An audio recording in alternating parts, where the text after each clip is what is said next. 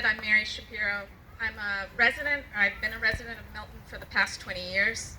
My children went through Milton Public Schools. I've been an educator here for the last 15 of those years.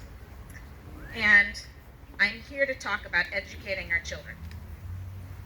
In graduate school, I learned that public education was conceived as a way to educate children in order to prepare them to be productive members of society.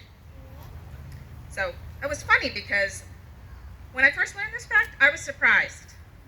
I'd always thought that the purpose of education was to learn things, right? To become smarter, period. I didn't realize I had been groomed to be a productive member of society.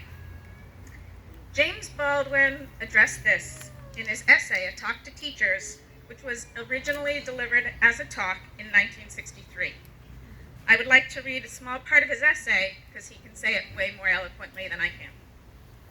The paradox of education, finally, is to create in a person the ability to look at the world for himself, to make his own decisions, to say to himself, this is black or this is white, to decide for himself whether there is a God in heaven or not, to ask questions of the universe and then learn to live with those questions is the way he achieves his own identity.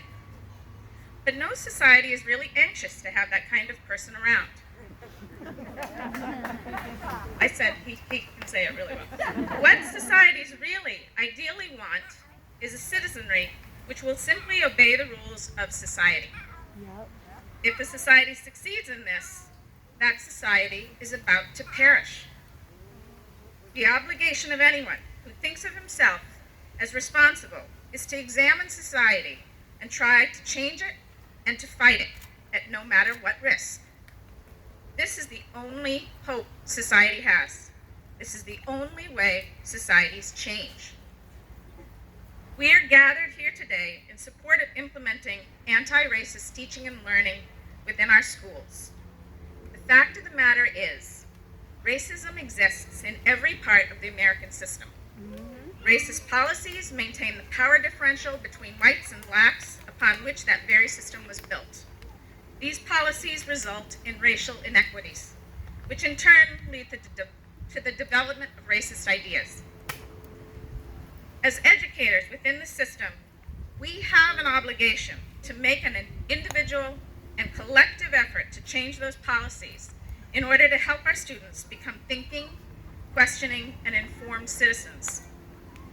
This work will require not only our sustained commitment of all of us teachers to relearn our understandings of what constitutes anti-racist teaching and learning, but it will also require the commitment and support of our administrators and of our community. This will not be easy, nor will it occur without mistakes, but it is essential if we want to change our society. So I thank you for joining us today in this ongoing endeavor. Yeah! Yeah!